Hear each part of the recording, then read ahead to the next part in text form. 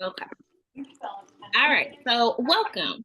So tonight, we are going to be talking about understanding depression. And specifically, we're going to be talking about understanding depression in youth and adolescents. But I honestly believe that there will be something available for really a little bit of everyone to learn and to apply. Okay.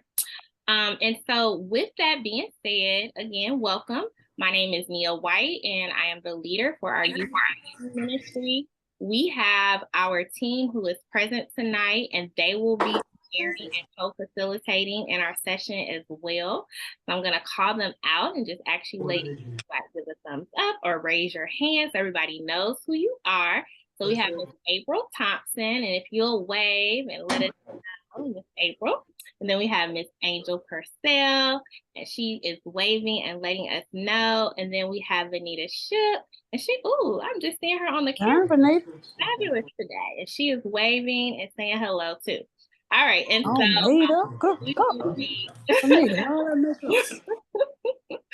we will be all facilitating our session this evening as we're learning about understanding depression. All right.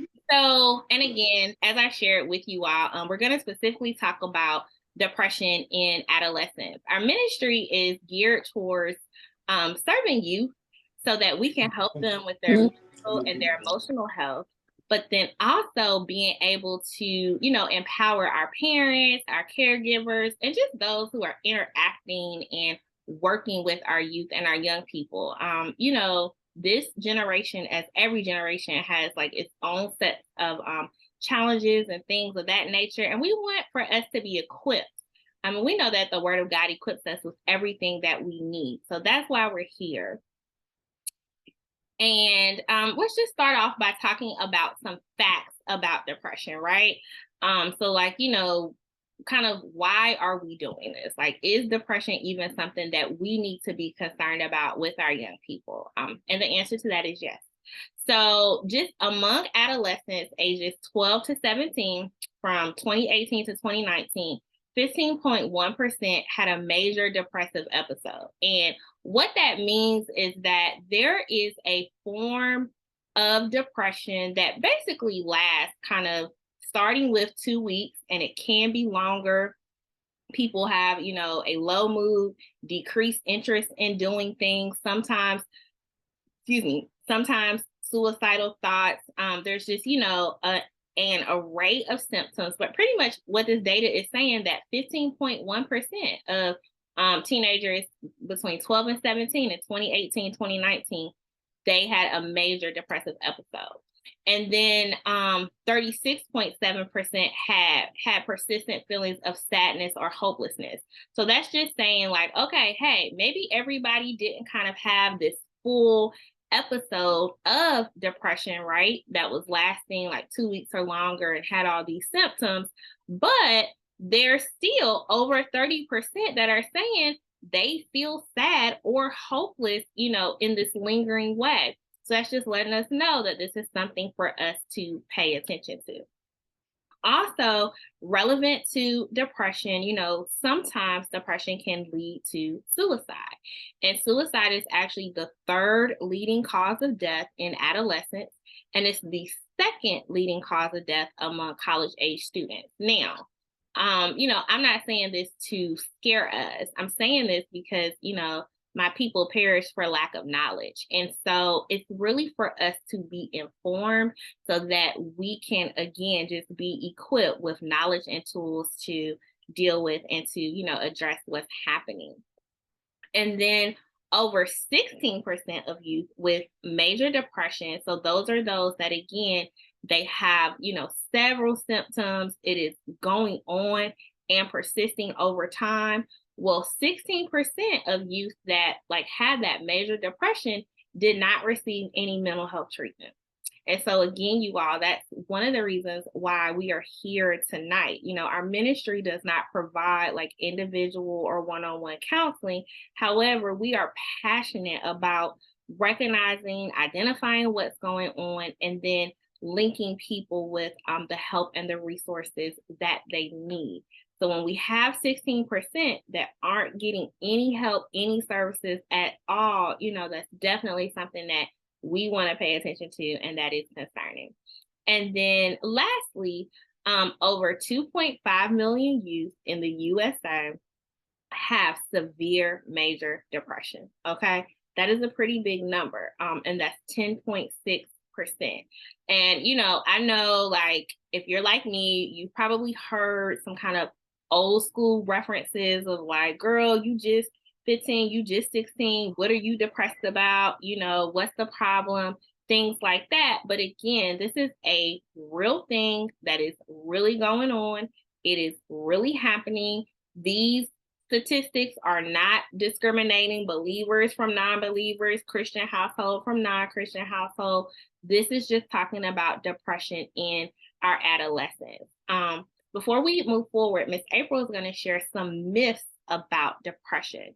Sometimes just how we think and how we view it in our mind can be a little opposite than how it actually appears. Mm-hmm. Okay. Some of the stereotypes are, oh, girl, just snap out of it.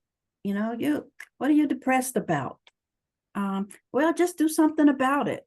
These are all stereotypes. Oh, girl, people that's depressed, they're weak. They're just weak. They have a weak mind. All stereotypes. And some people think just because somebody in your family may have been depressed, that it's automatic that you're going to be depressed, but it's not automatic. Although there is a risk, but it's not automatic. And, oh, girl, it's all in your head. That's just all in your head. A myth. Okay. Depression is real. And so thank you, Miss Nia. Amen. And, I think that some of those myths that Miss April just shared probably even contribute to the 16% of people that haven't gotten treatment, right? Because sometimes our attitudes and our perception of things impact our ability to get help. All right. So we want to be able to address that, All right. Miss Nia, oh, here's the ultimate myth. Black people don't get we don't go to no counseling for depression. We just go to church. The ultimate myth. So honestly, y'all, that's the beauty of our session tonight, because we are going to talk about different types of depression, and 4 specific types. But guess what? We're going to talk about them from the Word of God, because there are actual biblical examples of people experiencing different variations of depression. And we want to show you that in the Bible, so that, whenever we're reading the Bible and we're gleaning from it, we're not just reading these far off accounts of people, but we're reading about real people who experience real things. And we can take away and apply some real principles to implement and empower us in our lives.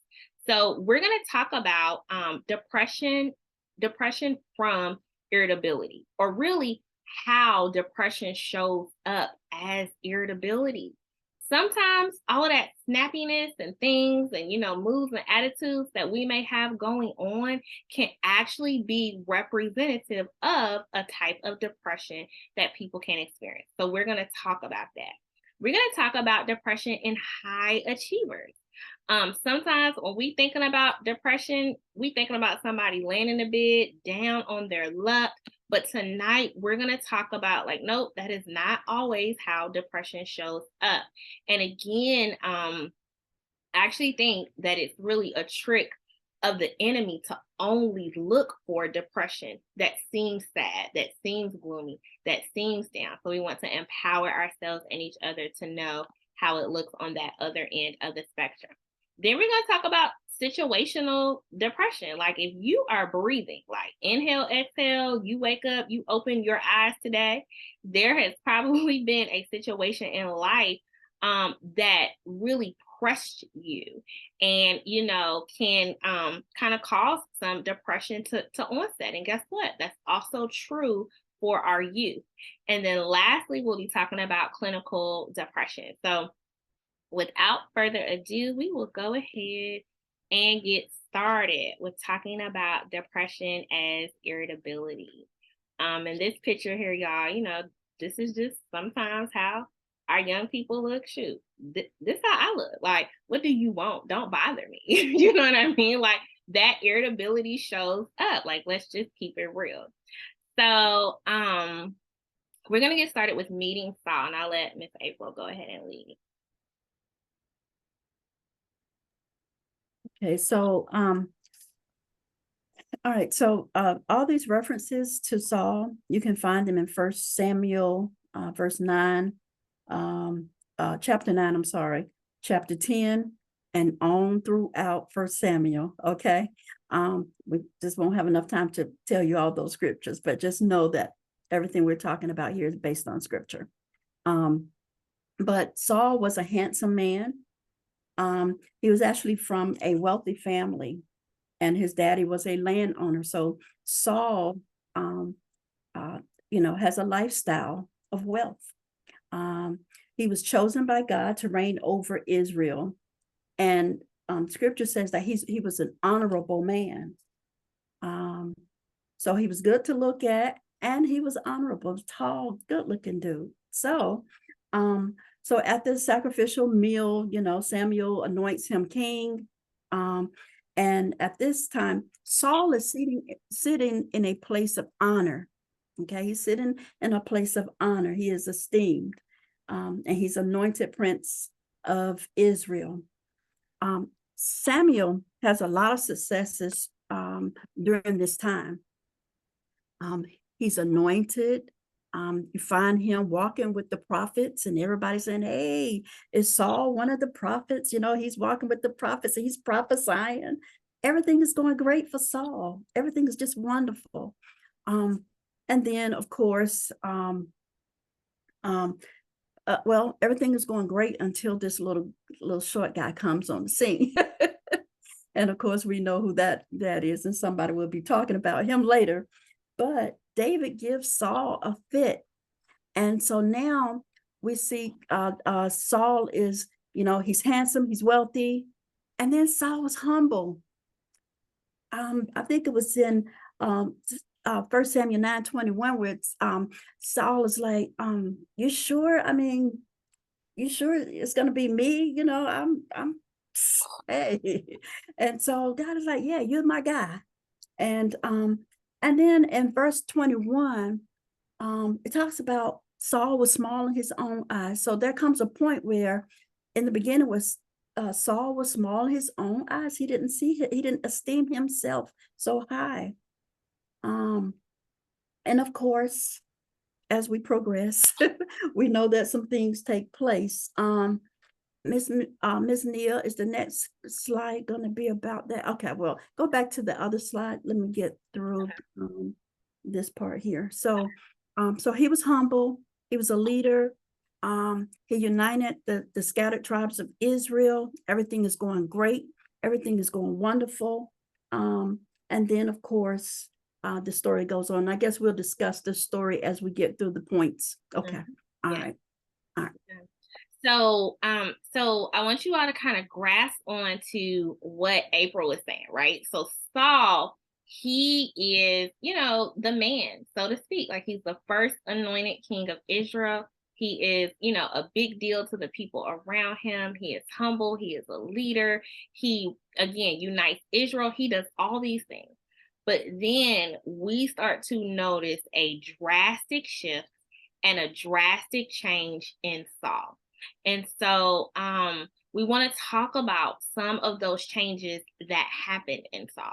And as we're talking about these changes that happened in Saul, these changes also represent things that happen when people, and our young people, can be experiencing depression, specifically depression that kind of manifests itself as irritability. So I'll go ahead and start with, our first point, which is that, again, Saul was very humble. Whenever he was, anointed, like, he was just like, wow, like, God, like me, But what we see is that once David comes onto this scene, and there was some time, you all, between kind of David, like, coming into Saul's life. And honestly, even before David came into Saul's life, he started to just take a lot of individual actions on his own. Like after they won a military battle, he was supposed to wait for the prophet Samuel to come and to give the offering. But Saul got arrogant. All that humility, it went out the window. He said, I'm the king. I can do this, right? And so, and that arrogance, he started to kind of operate in that. And again, that is a change in attitude and in characteristics that we see in the Bible with Saul.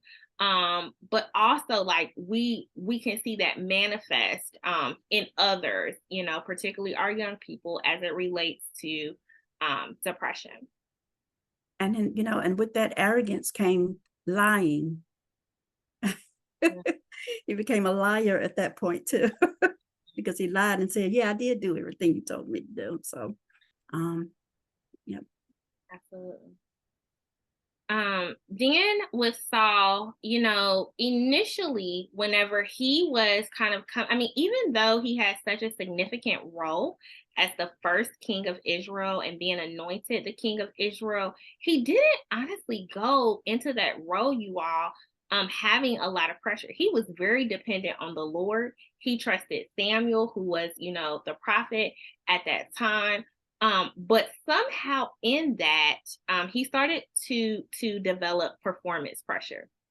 And this is really relevant because this is something that our young people deal with a lot. Like they can go from being like a good student, enjoying classes, enjoying the ministries or things that they're serving in, and then it can flip to like, I gotta get this A. I gotta be, the number one in the performance. There's no rest, there's no break. And so we see this with Saul in the Bible. Like it went from just, again, humility, like God chose me. Okay, like, I can't believe it, until like, okay, like, nah, it's like, we got to have victory. We got to have this. It's almost as if he was trying to pretty much accumulate and build his status.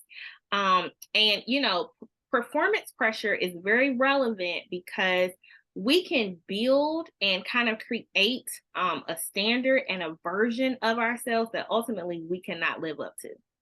And that can cause us to be very disappointed when we don't live up to that. And that can, again, manifest and usher in depression.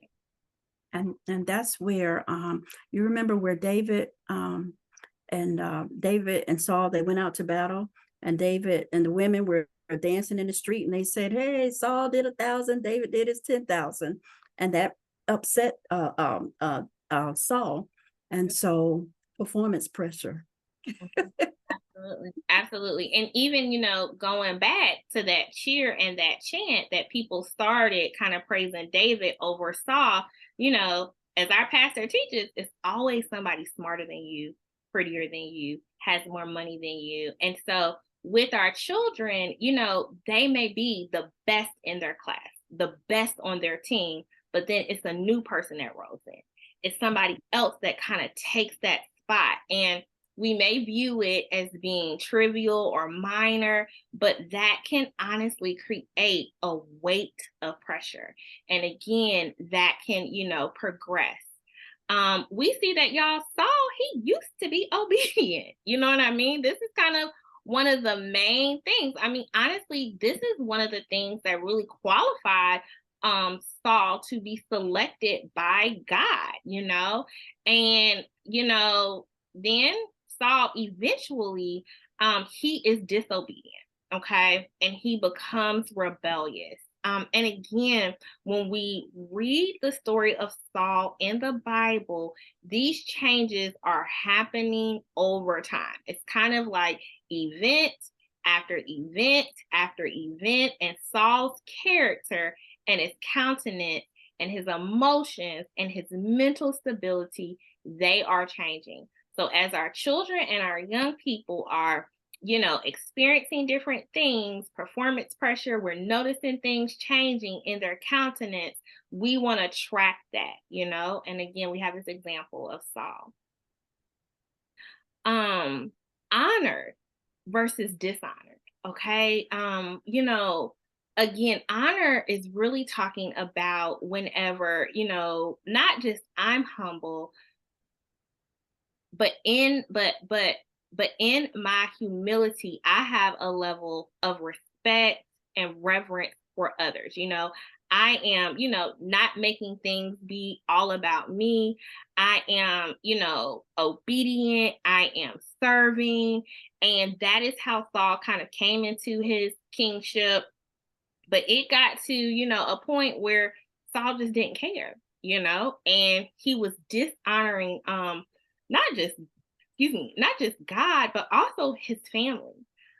Sometimes we may see these changes in our young people. They're respectful, they are honorable, and then we start to see some things. And I just want to challenge us to kind of pause and think, okay, like, could it be that, my child or my loved one is just, being disrespectful, or is this an evolution of things that are taking place collectively that could be just really representing some changes in their mood? Yeah. We know that Saul, he had an open heart, before the Lord initially. And then he ended up having a murderous heart. Again, as we read more and more about Saul, Saul got to the place where, it's not just, all right, somebody else is on the scene who is just a great, as of a warrior as me or better than me, to he actually wanted to kill David. He was very invested in honestly comparing himself to David. And I think this is huge because what do we think social media is? Now, social media, it is a resource, it is a tool. However, it's also a method to honestly compare. And sometimes over time, when you are just seeing people's highlight reel, you seeing they got into this school, they have this girlfriend, they have this boyfriend, they have this, they have that murderous, envious, jealous heart, it can set in. And again, over time, those things can really challenge, our health, honestly, our physical health, but also our mental health, stability, and our emotional health. Okay. Miss Nia, I was Mhm. going to say right there, I think that's where it's important that parents teach their children that just because somebody is doing something better than you, or they have more opportunities than you, or whatever it is, that, what God has for you is for you. You don't have to be jealous of other people. And I think this is where Saul, it was when those ladies were dancing, about how David did his 10,000 to Saul. And it said that Saul got mad, and then he started eyeing David from that day forward. Couldn't take his eyes off of David and that's what happens sometimes to our young people, or even our old people.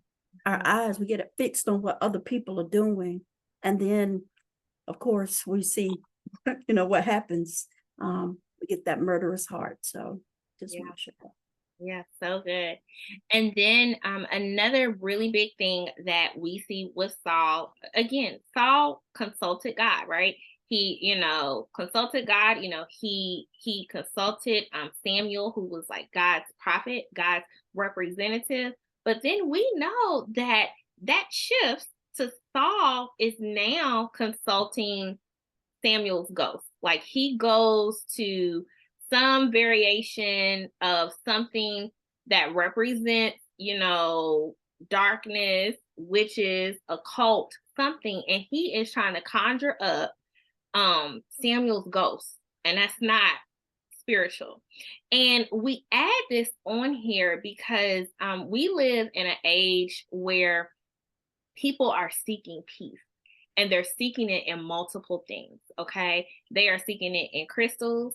They are seeking it in having good energy. They are, seeking it in sage and everything else. And so but there is a progression to these things. Now, sometimes, your child's friend at school or whatever just may have some things in their dorm room, or shoot, you go to Five Below, you're going to see a lot of this stuff there. But when it gets to the place of, your child has like this heightened interest in it, or just people, honestly, who we know in our lives, and they are holding on to these things to bring them peace, to bring them comfort, to, provide some kind of spiritual guidance. Again, we want to look at this and say, like, all right, like, what is going on here? And, specifically with Saul, we can see these, that basically happened out of desperation. He had, developed this murderous heart. He had, became arrogant, was having this performance pressure, rebellious, and all these things, you all, pretty much accumulated. And then what we also know about Saul is that, the Bible tells us, like, he was vexed, he was mentally unstable. And he was vexed by a spirit, and David would play to comfort him. However, with that murderous heart, and kind of with, him having that mental instability, that onset, he was really angry and irritable. Okay. And so, we just want to be mindful of the accumulation of changes in our youth and our young people that may fall into these categories, because this is a manifestation of how depression could show up.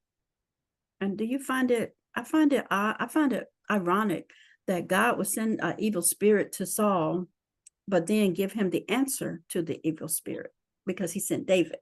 Amen. And it was Saul rejected all that. Amen. Amen. I actually love that. I love that, because I think that you all, the lesson in it is like, okay, as we see these changes, maybe in ourselves, maybe in our children and our loved ones, okay, God, what's the answer?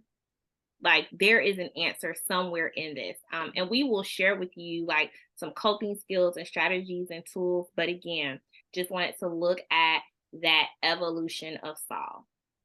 So when we talk about just changes that adolescents can experience, and we provided some examples, but additional examples, argumentativeness. Your child has been cooperative. They don't start nothing, won't be nothing. But now it's like, you say A, they say B, you say up, they say down. Like, it's just like there is a smoke and a fire all the time. You know what I mean? Like, could it be that, okay, no, they're not just being disrespectful. Like, maybe this is really like a mood change and some depression that is onsetting. Easily frustrated. Okay, now frustration, y'all, I think kind of happens in life, all right? But it's like whenever there is a frequent frustration. So it's not just like mama math class was hard today, but it's like, you checking on them and, they are frustrated because, at lunch, they didn't have, whatever item out. You're like, well, dang, like, why are you getting so upset about that? You know what I mean? It's like that easy, frequent frustration that can actually be a manifestation of depression. It's just surfacing in that irritability. Do you want to add anything there, Miss April? I know some teenagers, some parents who have some teenagers, and they're always talking about how they're a teenager. They wake up, they're irritable. They go to bed, they're irritable. I mean, anything they ask them to do, they're just irritable. So, and we talked about it, and I said, well, maybe you need to talk to them and find out if something else is going on. So I think it's important, what you were just talking about. I think it's very important for parents to really monitor that, because sometimes it is something else going on. Yeah, and I see Miss Angel raised her hand. Yes, you want to add something here, Angel? I do. I was over here laughing because I live with an 18-year-old senior in high school, and I think it is a very fine line between all of these symptoms on this screen under irritability, plus developmentally, that moodiness and irritability is a natural part of our development in that stage of life. If I go back to think about how my grandma described me or talked about me at this age, she would call me touchy. You just touchy about everything. And I said, oh, this is why she didn't like me at this age, because we were all of these things. But I think the main characteristic here in determining whether or not it's just typical developmental moodiness versus is something going on is kind of the frequency and the consistency in which you're being able to see these symptoms. Thank you. Yeah.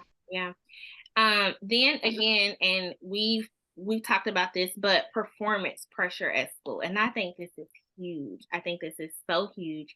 And I personally believe that social media has a lot to do with this. Like, once upon a time, your competition, so to speak, was just the people who you immediately knew in your classroom who told you what they were doing. Now, your competition is whoever you can connect with via the internet, you know what I'm saying, who you can scroll up and down. And, I think that, like, just innately as human beings, we want to be well, we want to do well. But sometimes just because of comparison and just honestly the fact that people can filter their life and post whatever they want you to see, it heightens a level of pressure for our young people. It does. And it's like when I'm used to being that A student, but I get that C or that D, and I'm telling you about it and you're like, baby, it's okay. But you're noticing like, okay, my child is really having a hard time, like working through this. And it's just consistent pressure about everything. And again, this easily frustrated, argumentativeness, those things, coincide together. We want to look at that because, those things can contribute to some general mood instability. And then lastly, turning to other things. We talked about how ultimately Saul turned to, consulting a ghost. You know what I mean? And our children, sometimes when they are turning to like, high risk sexual behaviors, it's not just because they just want to have sex. Sometimes it is because that pressure and that irritability is mounting so much, they're just trying to get something to take the edge off, something to take the pain away. Drugs, I have yet to meet an adult now who is addicted to drugs who wanted to be. You know what I mean? Like, it starts out sometimes as, okay, yes, experimenting, but honestly, over time, it's really, I'm trying to ease a pain, okay? Again, crystals, witchcraft, etc. So just want to, kind of present this to you all, that sometimes irritability, as Miss Angela said and Miss April said, when we're kind of experiencing all these things going on, about 4 or 5 out of 7 days of the week, that's not just, my kid is necessarily just not listening to me, rebellious. No, there's an overall mood that is shifting, and that could be depression that's manifesting. All right. Anything else that you want to add here, April, before we go on? I would just say one last thing about this. If you notice, there was a progression for Saul. It didn't happen overnight. And if you look at 1 Samuel and you go from really, I just started with chapter 9, but it goes all the way to chapter 18. That's just where I stopped. And so it didn't happen overnight. This is a progression. And so sometimes you won't recognize it. It's real subtle. Sometimes it's just subtle, and so it's just something to just really be watching out for, those changes over time that can sneak up on you. Amen. All right, I'm going to turn it over to Miss Vanita, and she's going to talk to us about depression in high achievers. So good evening, everyone. Can everyone hear me? Awesome. All right. So yes, thank you, Nia. And thank you, Sister April. Want to just touch on just depression in high achievers and do a high level overview of Elijah the prophet. So in 1 Kings chapter 17 and 18, we are familiar with the prophet Elijah. And this is from the Old Testament. We know that God called Elijah to deliver the children of Israel from King Ahab, and that they were participating in idolatry. And one of the things that Elijah was really known for was the amount of miracles that he did throughout his time and his mission that God sent him on. He was a prayer warrior. He had great faith and he displayed bravery.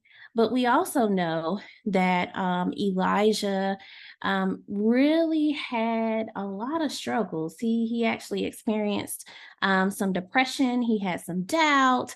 He had some suicidal ideation. And so what I will be doing is just kind of dissecting some of the things that Elijah went through and then applying them to current day and how that may show up in children and adolescents. And so I would like to think of Elijah as someone that we would consider a high achiever, especially for the amount of miracles that he performed. I believe he performed about 8 miracles, if I'm not mistaken, which is a lot of miracles for everything that he was purposed to do. Next slide, please. So when we think about high functioning depression, when we think about high functioning depression, one of the things that it also can be known as is high functioning depression as well. High functioning depression typically does not have any significant external effect on the day-to-day life. So this is a person that you're going to see that is able to get up, that is able to bathe themselves, clothe themselves, look normal in the morning, put on a face, say they're okay, and really function throughout the day without any immediate indicators that anything is wrong. And so some of the examples that are noted here is that high achievers can mask their depression. And for our children and adolescents, and we'll make sure for this particular slide that we do have those examples included that are more specific to our adolescents, but for those that may be teenagers or young adults, it could be masked in job titles, roles, responsibility, attitude, being upbeat, appearing to be mentally stable despite interpersonal insecurities. They're typically highly valued members in society, and they're very well respected due to their success. So in addition to that, for our adolescents, it may be your straight A student, your student government leader, it may be your athlete, it may be your quiet child that you really just do not have any trouble out of at all. Yes, ma'am. No, ma'am. Yes, sir. No, sir. That typical child that you really can count on to always do the right thing. But behind the scenes, that child could be experiencing what we call high functioning depression. Next slide, please. Can I make a comment here for a second, Vanita? Yeah, when you started talking about high achievers, one person who came to mind to me is Tariq Cohen. I don't know if you all know him, but he was a football player for North Carolina A&T. He got drafted into the NFL, I believe, for the Chicago Bears initially, I think. But he wrote an open letter, and it's awesome, where he basically talks about how for the last year and a half, or maybe even a 2-year time span, how he dealt with depression. Now he is experiencing enormous success. He has made it to the NFL, which is what everyone, who kind of plays athletics probably, hopes for on that level. But yet he, was just under so much pressure, so much strain, performing every day, performing all the time, but was dealing with depression. So that just came to mind as you were talking. No, thank you, Nia. And I think, you talked about performing, oftentimes for our children and adolescents, they're performing, right? They're performing for mom and dad, they're performing for the teachers, they're performing for society, and, you know, contingent upon, you know, the role that your child may have, they may be performing in certain social settings. You know, we talk about the PK kids all the time. I was a PK kid, and I don't think too many people know that, but as a PK kid, you're always under this pressure to be performing, to be better, to be the best, you know, and kind of be like that model child that, you know, your daddy get up and talk about every Sunday, that you should also be that model child. And so there is definitely a lot of pressure there. But even if you take away the PK title of it, just in general, you know, our youth are under a lot of stress because of the pressures of social media. And as Nia and Sister April talked about, you know, you just don't now have the pressure of who you know in your class, but people across the world that you never met in person, but because they appear so perfect on this screen, now I have this pressure that is outside of my immediate social circle. So common traits of high functioning depression, one is being a perfectionist. And we're not talking about just, you know, making sure that things are neat and clean, but really kind of honing in on the intensity of what a perfectionist looks like. So some of that could be in your child's work. So when they're completing their schoolwork, or they're completing any type of assignment or anything that they are responsible for, their reaction. If they are very high strung about, oh my God, it's not right. No, it's not right. No, I need to fix this. I really like the intensity of your child's response. It's really where you will really want to kind of hone in on if they may be experiencing symptoms of high functioning depression.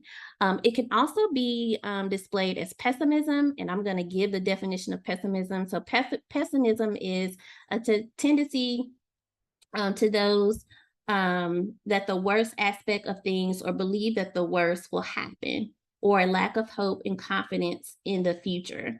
And so it's essentially just saying that, you know, pessimism can be where you may have a child who is a perfectionist and is really kind of honed in on being a perfectionist with their work, but at the same time really doesn't feel like they're good enough, which kind of leads us into imposter syndrome. And imposter syndrome is the persistent inability to believe that one's success is observed or has been legitimately achieved. So always feeling like they're not good enough, even when they've done well. So I think an example of this is having a child that is typically a honor roll student, and let's say they get 1B. And so that child has a very hard time dealing with that 1B because they are so used to getting all straight A's that it is not good enough. I know I still make honor roll, but it is not good enough. And so again, you want to really look at the intensity. What does that look like? If you have a child that is really kind of upset, has to take days to kind of recover from that, you know, they may even go as far as, Mom, I want you to talk to my teacher, because there's no way that she should have gave me a B. I should have received a C. So, an A. So you really want to kind of look at, again, the intensity of how your child responds to certain stressors. In addition, being exclusively goal-oriented, and I think to some extent, all of us are goal-oriented. We should be as good citizens. But at the same time, again, the intensity of it, where if that goal is not met, what does that look like in your child? Is your child able to accept, like, okay, you know what, I didn't fully meet the goal, but I'm still okay because I tried? Or is it, I didn't meet the goal, this is unacceptable, I don't like this? Do they tantrum? You know, adolescents tantrum, not just our 4-year-old, not just our 5-year-old, but it just may look differently. And so a tantrum could be crying. It could be, I don't want to talk to anyone, going in their room, isolating themselves, all of that I would consider as kind of like our teenage tantrums that we can experience sometimes with our teenagers. And then also escapism. So escapism is a habitual diversion of the mind to purely imaginative activity or entertainment as an escape from reality or routine. And I don't know if anybody, when you read that definition, what's the first thing you think of? Video games. It's the first thing I thought of. And so check on your kids, check on your sons, okay? And I'm gonna hold in because I have two sons. They're young, they're not there yet, got a long way to go. But check in on your sons and why they are so glued to those games. It is an escape from reality. Same thing for social media as well.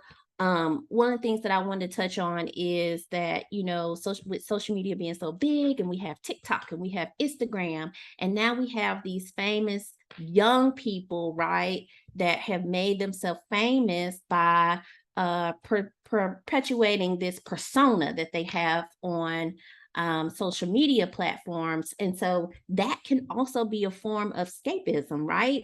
You're portraying yourself as one way on social media, but in reality, you're behind the scenes, you're depressed, you're lonely, you have self-esteem issues. And unfortunately, we've seen in our world that some of those same youth and young adults that are stars on some of our social media platforms, they're committed suicide. Or they've came back and said, you know what, I really suffered from depression. Here's why. And so it's really just important to make sure that you have check-ins. I think when we think of success, especially when it comes to school related and our kids are doing well, they're making the grades and things like that, that everything is okay. That depression is the last thing that we would think of that our child could experience. Also self-medicating. Yeah. Go ahead. So I see Angel has her hand up, and then April. You ladies, go ahead. Go ahead, y'all. I'm sorry to interrupt, Vanita, but when you were talking about escapism, it brought to my mind video games, but in particular, those video games that are geared toward creating, you live in a whole different world in this video game. You create your character, you create where you work, where you live, what you eat, who you hang out with, all of those things. And I know some young adults that I work with that are so engrossed in that world, in those games, and our teens are quote unquote living in those games as well. And it makes it very, very hard for them to adjust to some of the pressures that are in real life. Mm-hmm. Absolutely. And I was going to say, with escapism and with video games, I have about 3 people that I know where their children are they don't know that their children are up all night long playing video games. I'm talking to them, I'm finding out that they're up all night long. They're going to sleep maybe 5 or 6 o'clock in the morning, and then they have to get up for school. And then they're sleepy and they're tired. Parents don't even realize the child is sleeping in school all day because, I mean, they can't get up once they are on those games, especially at night. I mean, it's just boom, boom, boom. And so that's something to really be mindful about as parents, to monitor what's going on in that room at night. Go and make sure that phone is off because your child is in another universe. Okay. Yes, Sister April and Sister Angel, thank you so much for sharing that. It's very true. I think the other piece too is that, we're not on this topic, but we could also talk about addiction too, right? And so it may not be that, they're experiencing any type of depression or what we're talking about tonight, but it also could be a form of addiction as well. But we'll save that topic for another time, but just something that I thought about as we were both talking about video games.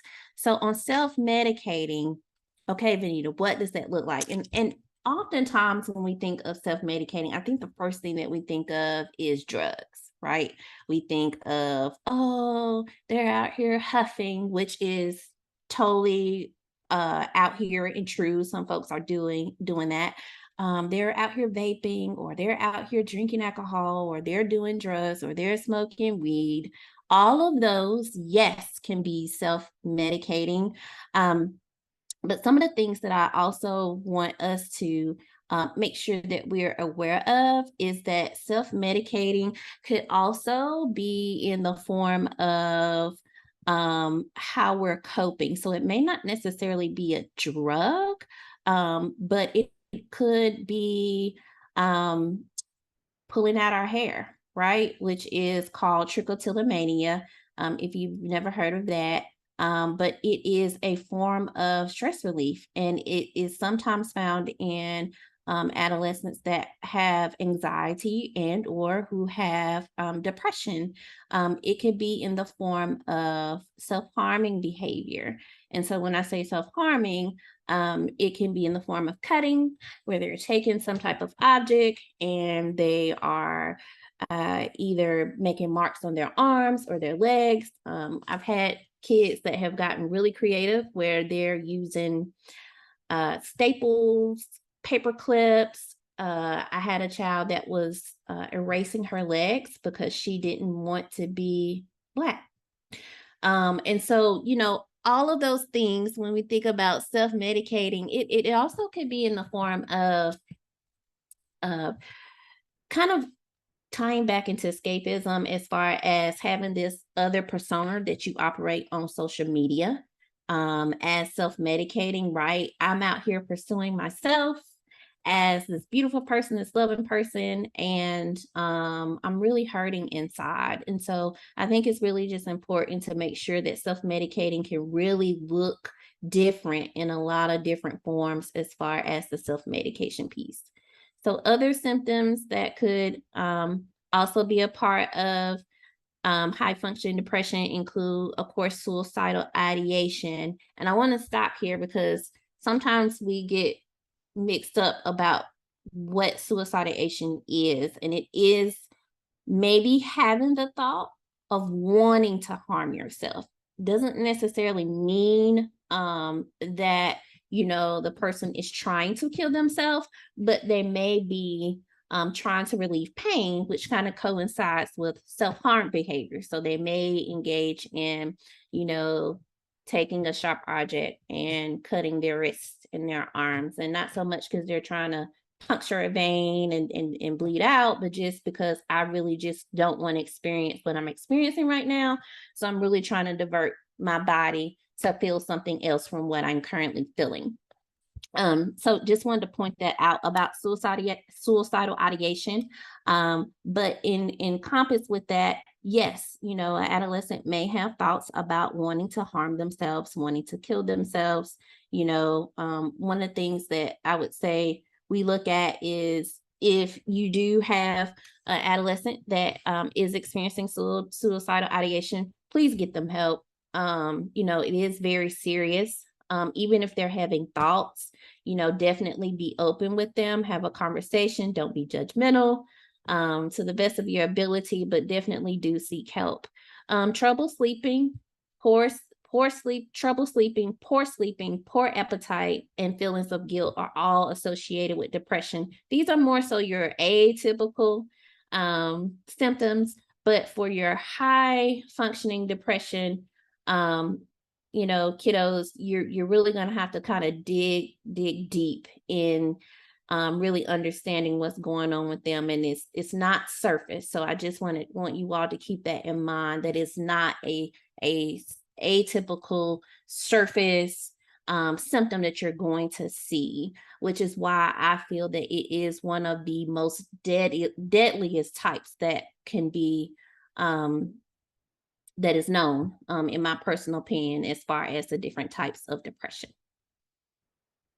Amen. So Sister Vanita, you mentioned something about huffing under self-medicating. Can you tell us what that is, and then the difference between trouble sleeping and poor sleeping?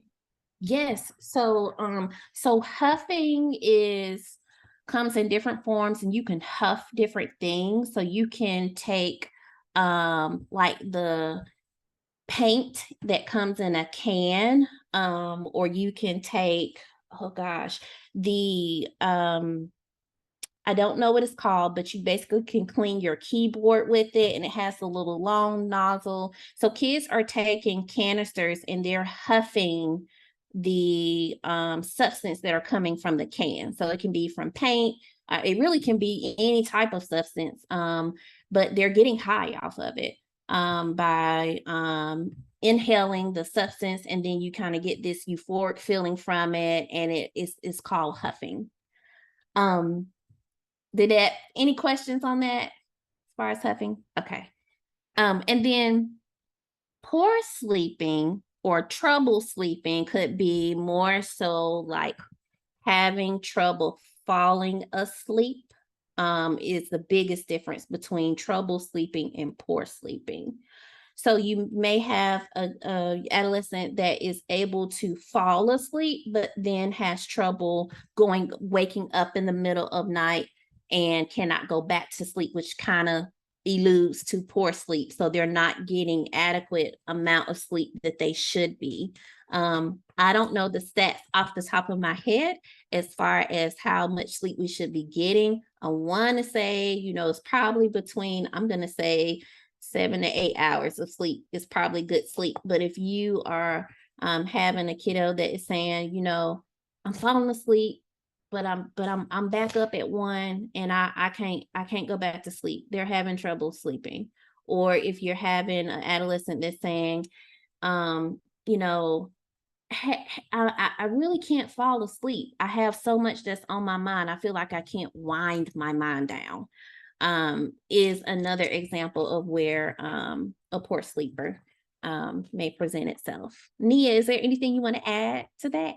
No, I think those are all excellent points. And again, what you all hear us saying kind of again and again, we need to be in our children's business. That's just, and I mean, it's kind of annoying. I call my mama the super sleuth detective. You can't have nothing in the trash can. That she's like, "Ooh, when'd you go get this?" But it's she is observant of what is going on. So we want to be able to just have that, not in a way that makes people necessarily feel like they're under surveillance, but just knowing that the enemy seeks to steal, kill, and destroy. And I've never met a thief that announces that they stealing something. So we have to be observant. Yeah. Okay. Anything else you want to add? Can I say something? I love this character. I love this section, and I love the character that you use, Elijah. I think he was a perfect example for this. High achiever, doing all those things. And when you were talking about suffering from imposter syndrome, that just kind of reminded me of when, he done all these miracles, and then Jezebel sends word, "Hey, I'm going to cut you up," and all this stuff. And immediately intimidation sets in. Mm-hmm. And now he's intimidated, and now he's fleeing, he's trying to escape, and goes into a place where he wants to die. Mm-hmm. And so this is, let me tell you, there's nothing new under the sun. God has an answer for everything. And so I think, that's just, it just went very well with what you were talking about. That's all. Thank you. All right, we're going to move on and turn it over to Miss Angel, and she's going to talk to us about situational depression. And good evening, everybody. Happy Friday Eve. I do feel like we've kind of touched on this a little in and out. So I definitely won't be before you long. If you don't mind going to the next slide. I believe we're going to talk a little bit about David. I know we've already started when we were talking about Saul. And with David, just in the middle, the characters that really kind of stand out was that he was anointed. He was a servant and he was a king. And for me, he was a servant to Saul almost to a fault. He didn't understand why anybody else would disrespect Saul, even when Saul was trying to kill him. And when he had the opportunity to kill Saul, he felt bad about just cutting off a piece of his robe. So for me, that shows David's heart at his core in terms of his reverence for not only Saul, but his reverence for God. And because God had anointed Saul, he was like, no matter how I feel about this man or how my flesh may feel, I love and respect and revere my God enough because he has chosen him. And just trusting and standing on that. So I do feel like, David was the youngest son. He became a very successful leader and king after being a servant. He started out as humble. He was a great soldier. He was a friend. He was a friend to Jonathan, who was Saul's son. He also became a husband, starting with Saul's daughter. And as we go back to Saul in my mind, I'm just thinking like, you guys, you loved each other. There was this genuine love, and jealousy took that and turned it into something so horrible. And so with David, he became so famous from killing Goliath to becoming a great warrior. Now he's a king, but he also at his core was obedient. He was obedient to God. He was obedient to Saul.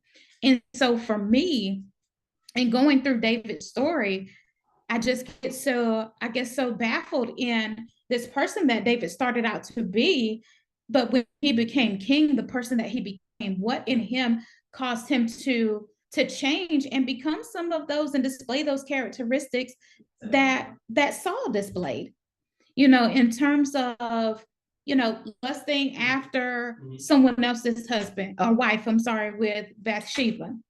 And it was almost like that authority and power that he had. I don't know if that kind of overtook and overshadowed those wonderful pieces of him. So I think sometimes that goes along with some of us, even in today's society, we get new positions or we get in a place of authority. And sometimes we don't know how to handle that. And we don't know how to function in that. And maybe that was some of that, with David. He just didn't know how to handle it, or he abused it and took advantage of it, and to see how far he could go with it. So not only did he commit adultery with another man's wife, but to go as far to set it up so perfectly to have her husband killed. When I read David's story, for me, as I was telling our team earlier, preparing for this, it was kind of playing out like almost like a movie for me, how it was happening. And so much that happens in David's life happens with us. It happens with our kids, to where they become in a place in life almost maybe where they don't know themselves because of different events and things that they've experienced in life, and they just don't know how to handle it. So Neil, you may go to the next slide there if you like. So for situational depression, we can start by saying it's characterized by depressive feelings as a result of specific events that should be or situations. And I'll get a little personal here. For me, I deal with this, or it may also be known as clinically as adjustment disorder, with a depressed mood. So for me, I noticed a shift when my mom passed in 2016, when my mommy died. Well, in 2019, when I lost my job, I think that's when the Lord kind of really unveiled some things on my eyes and made me self-aware, like, hey, you're not doing well and you need to get some help. This is not just typical sadness that you're feeling about losing your job or losing your mom. It's something deeper. And I'll be honest, I think it goes back to when I was a single mom in graduate school and I was high functioning in some depression. Like, I taught myself how to function top notch. And I'll never forget one of my therapists said to me, she said, do you think how high you were functioning then and how great you were doing, how hard you were pushing to excel in every role you had, landed you to where you are now? Where your body's not really handling all of the situational stressors or those events that happen in life, because as long as we live, there are going to be things that happen that we cannot control. Bottom line, God said he's going to be in there with those things, but he did say there's going to be trials and tribulations. And I do believe that God created us to handle those, but we also have to be aware when we're struggling with handling those and what that struggle might look like. And so with situational depression, it's those events that happen, those stressors, kind of those one-off situations. Or for teens, sometimes it's maybe situations they deal with once every other week, but it causes them to experience a sense of depression that is less severe, let's say, than your major depression, and it has a shorter duration. Any questions there before we move to the next slide? Okay. Okay. So for some of the events for David, as we might know, you have that betrayal with Saul, someone that he revered. I can only imagine as someone that I just looked up to that much and respected so much, wanted to literally kill me, plotted my murder. That's enough right there. I could stop right there and say, yep, enough for me to be depressed. I don't know how to handle that. When you think about teens, I probably should have had relationships up there, changes in peer relationships with their teens. I'm going to be honest. Teens wake up feeling one way, they go to bed feeling another. By the time they get to school, they're in a whole different mood. And so you have all these teenagers that are moody and irritable, and one day they're friends, one day they're not, or they saw something posted on some social media and now they're a whole different person. So dealing with those transitions and navigating those relationships can be very difficult. I know it's difficult for me as an adult, and for our teens, it's even more difficult because it's a group of teens not knowing how to navigate situations, which lends you to, that situational depression. Maybe it's a romantic relationship that ended. Maybe it's a best friend situation that they're unsure of what happened. Maybe somebody's not picking up the phone. These days, everything's so immediate with our cell phones, and kids are so, well, they didn't respond to me within the last 10 minutes. They must be mad with me. And now they're losing it because they're assuming that this relationship is now damaged, when it's just that, no, that kid had to go do something that didn't involve being glued to their phone. But some kids just don't know how to handle that. And I think as adults and parents, is sometimes we expect our kids to know so much. By handing them this device, the device only came with instructions for navigating and using the device. It didn't come with instructions on how to teach your kid to use the device. And I think that's really missing in our society. So as parents, it's really sitting down and having those conversations on, okay, your friend didn't text you back. Let's talk about what else they could be doing. Let's have some conversations around that. Oh, you didn't like what somebody said about you on social media. Let's dissect that. Let's look at what they said. Let's look at what they posted. And let's have some discussion around that. And I know for teens, they're so guarded. They think everybody wants to be in their business. It's my business. I don't want you to know. And in this house, in my house, I'll say you really have no business. That's not my business. But you also have to be mindful in how you approach that and giving them space to let them bring that business to you. And what I found out that with my son, the more we kind of fall back, remind him that this door, this heart, this mind, it remains open. So when you're ready to talk about the changes in your friend relationships or what may be bothering you on social media, I'm here. I'm here to the point if you want to come talk to me about it, if you want to write me a note about it, or if you want to shoot me a text about it to let me know, and we can talk about it that way, because it's meeting them where they are. And not expecting them to come up where we are and meet our expectations, because that's a part of the reason why they're dealing with situational depression. Everybody forcing them to meet these expectations, and sometimes they're heavy and they're unrealistic. So with David, also losing, the loss of loved ones. When Saul passed, for me, I can imagine that hit him heavy, not only with the loss of children in his life, with some horrible things that even happened to his daughter Tamar. that it's almost like at one point he neglected, but later on having to deal with how you handle that situation or the lack thereof. You have situational depression there, adultery. In the moment, it may not have seemed like he was dealing with any situational depression when he invited her in. And for her, I feel like, he was the king. She couldn't say no. She wasn't in a position to say no, because if he did, maybe if she did say no, we don't know how that would have ended. And even thinking about him having her husband killed, as people, I'm thinking that when you are anointed by God, at some point, as David did, you confess because you become convicted. So all of those things that David had been a part of, these are situations that didn't just come to his door. A lot of these situations, he had a hand in causing them to manifest and causing them to occur, but it doesn't mean nonetheless that they didn't impact him in a way mentally and emotionally to where his spirit is damaged, he's feeling depressed, and maybe even feeling a little bit broken. He's dealing with rebellion of his own household. With teens, they're dealing with changes in life responsibilities and family changes. When we think about our kids in high school, especially those that are, I'm going to say juniors and seniors, it's a lot of talk in school about preparing for adulthood. Where you can't do this now, you got to get ready for college. You can't do this now, you're 18, you got to be grown. The number doesn't define where they are developmentally and what responsibilities they are and what they are not able to handle.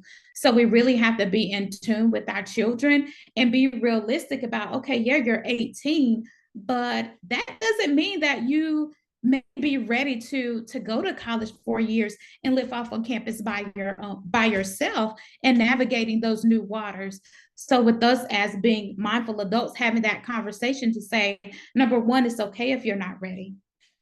Number two, it's okay if you feel like a 4-year college is not for you, and we may need to do something different to where either you decide to make a different choice and stay home and take what you call a gap year, stay home. Let's pray about it. Let's pray about God's plan for you. Let's map out another solution. I think sometimes our kids are trapped in that mindset or idea of maybe college, a 4-year college is the only route to be successful in life. And in 2022, there's so many different avenues and opportunities for our kids. It's just having the conversation with them and allowing them that flexibility to explore and be mindful about who God has called them to be in life. And that doesn't always lead or end with a 4-year college degree and the pressures that sometimes come with that. So we have to be realistic about what our kids can handle and what they need, and reminding them that, they can stand in and ask God to hear from him about what he wants them to do. And last, I'll just jump down to chronic illnesses. I think in my job now as a family enrollment counselor, I talk more and more with parents whose teens, since the pandemic and being home from COVID, they're dealing with a lot of chronic illnesses, from cancers to injuries such as related to car wrecks. Because they're out, they're doing more things independently, they're driving, you have some hereditary illnesses in there. And how do you deal with knowing that, feeling like maybe your body is physically failing you and you have all of this life ahead of you? For David, the last one, choosing his own punishment from God.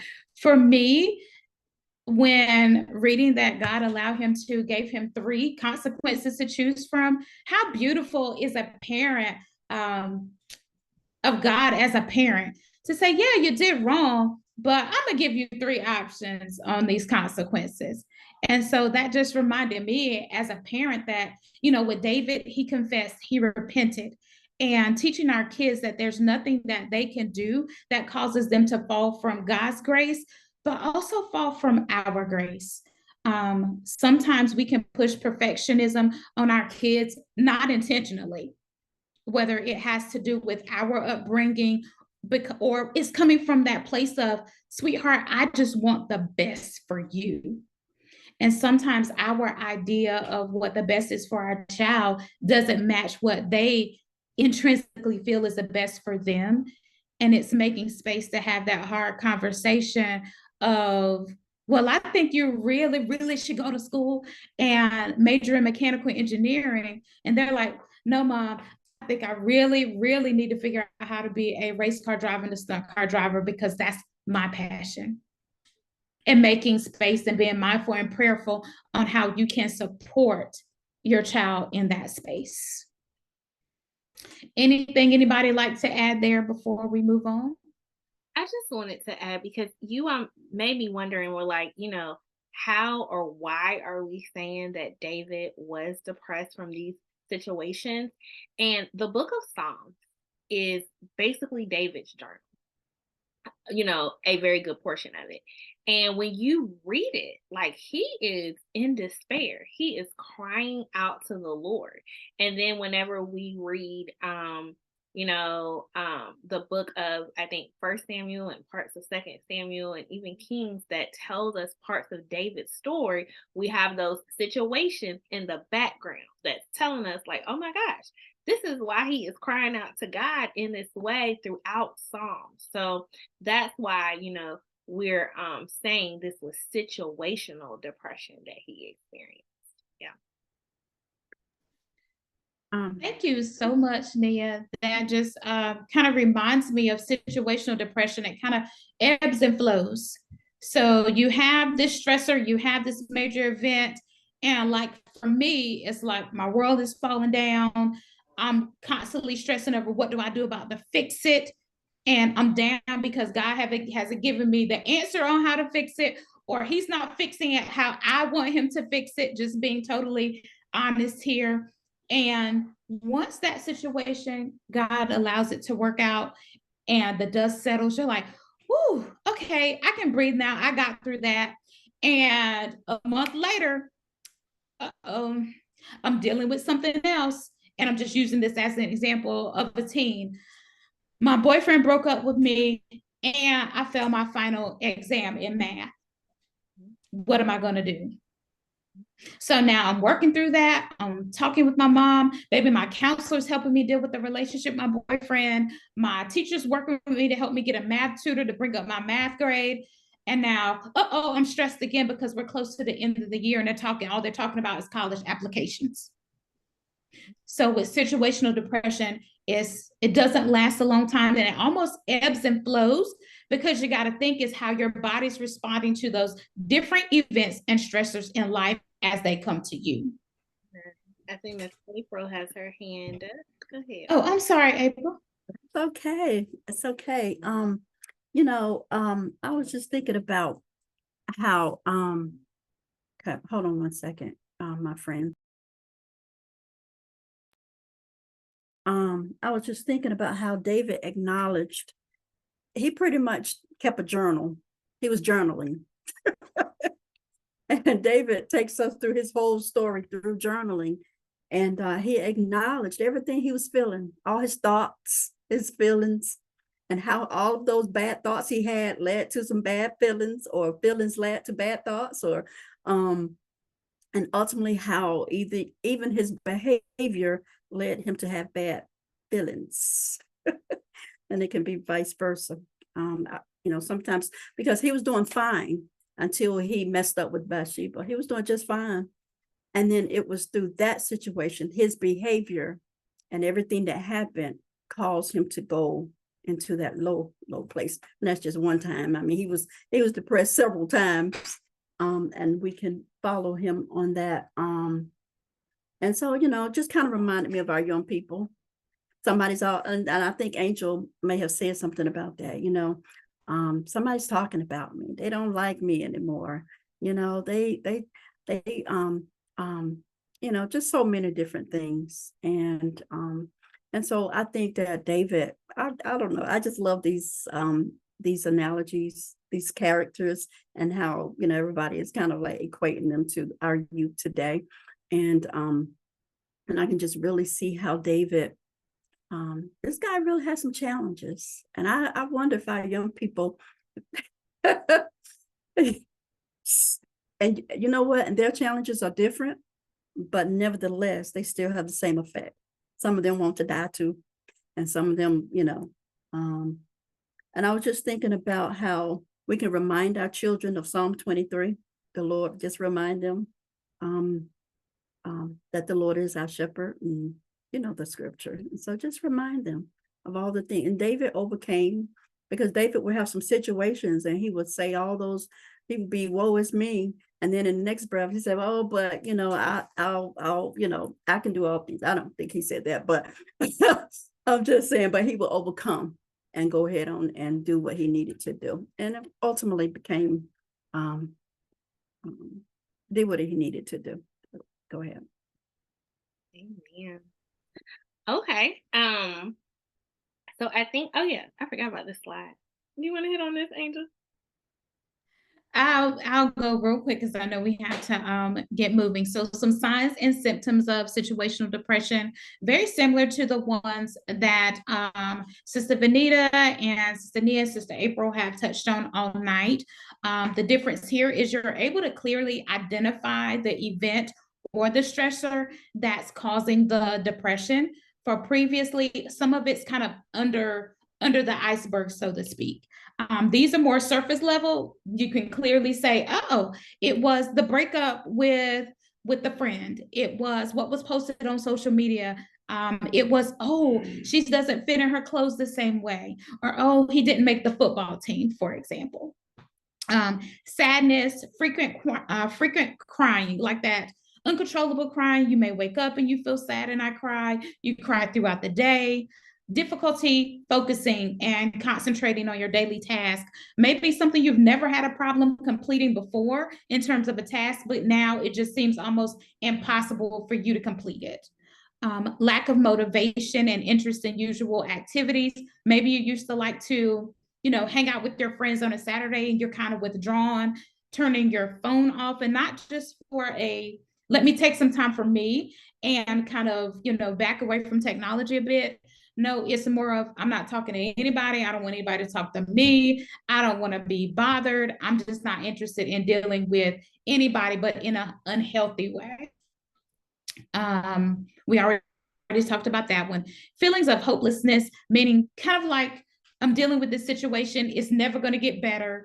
I'm always here, but having to be reminded that God brought us through the situation before that, and the situation before that, he's going to bring us through this one. He's the same God yesterday, today, and forevermore. Bottom line.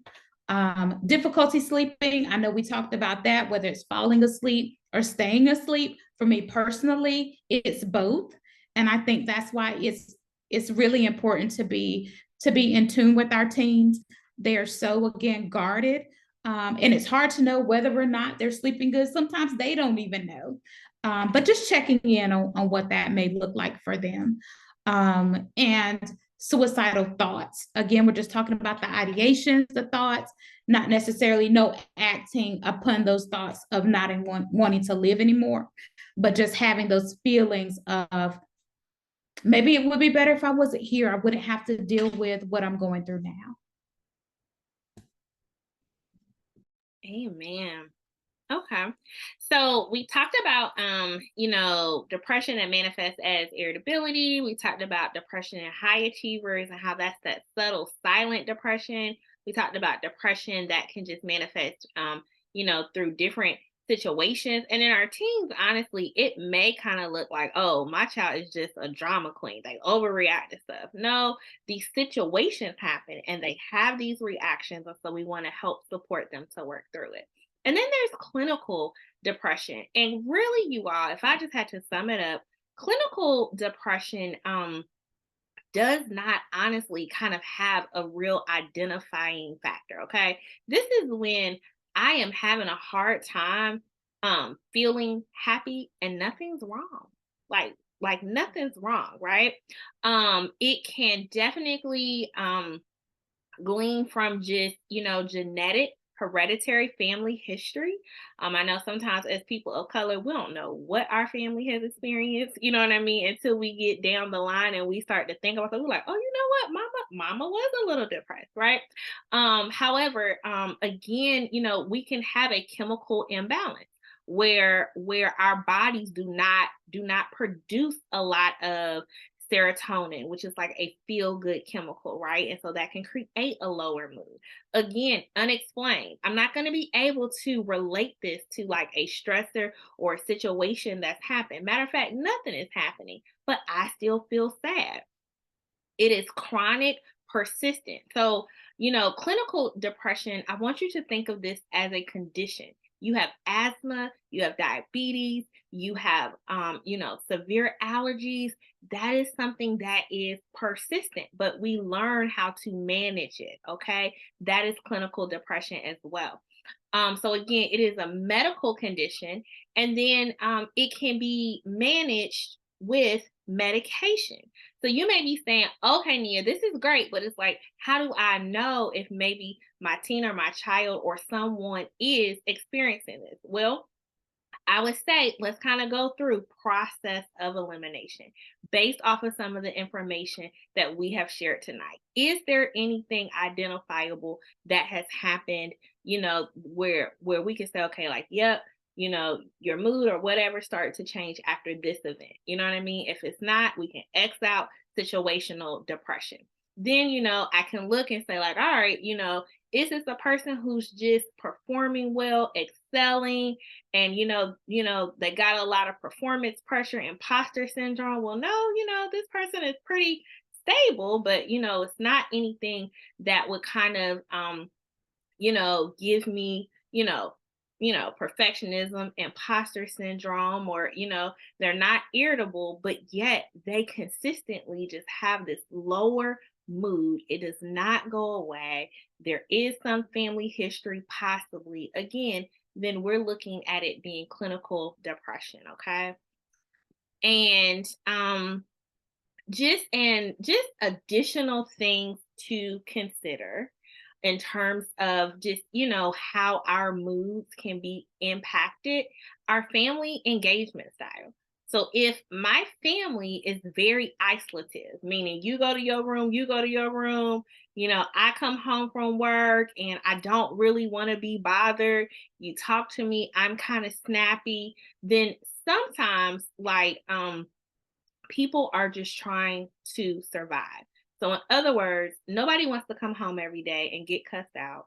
Nobody wants to be walking on eggshells. So sometimes we can observe and we can experience withdrawn, kind of silent behaviors in our children and our adolescents. And it may just be because our home environment, like, isn't that welcoming. You know what I mean?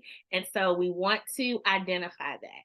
Also, sometimes we can just have personality types that are more melancholy. This just means when you meet melancholy people, they're not necessarily depressed, but it's like, this is not the person that's going to get excited. Okay. Like you tell them that, hey, we're all going to Disney World. They'd be like, okay. You know what I mean? Like, it's not necessarily depression. It's just they kind of consistently stay here at this, you know, even keel level. You know, it's just not a lot of excitement with them. Okay. Again, emotional expression. We want to normalize that.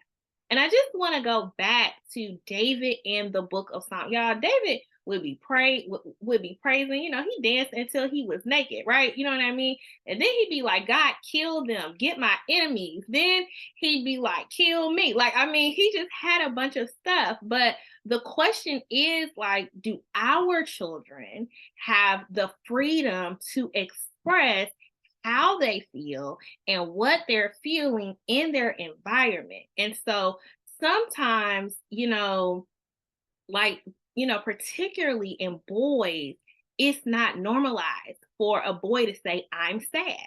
It's not normalized for a boy to cry. So it's like, you know, all that energy can go into performance pressure, can go into just performing, can go into escaping in a video game. So we just want to consider, like, all right, how do I allow and create an environment that lets people express? And again, just what is my home environment like?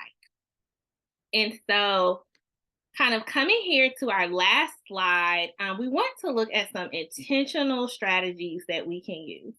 And we have here the parenting model of God, because y'all, you know, we say Father God, like he's our parent. He's the best parent, you know, and the way that he parents us, we can glean some things and implement this into our homes, right? So value-based praise. This means I'm acknowledging you and praising you, not for the outcome, but for your character, right? So what that looks like is saying, you know what, Nia, I know you work so hard. You are such a diligent worker. That has nothing to do with if I got an A, a B, or a C. You know what I mean? That has everything to do with, hey, you did your best. I see you and I'm recognizing that. Okay. Feeling recognition and validation.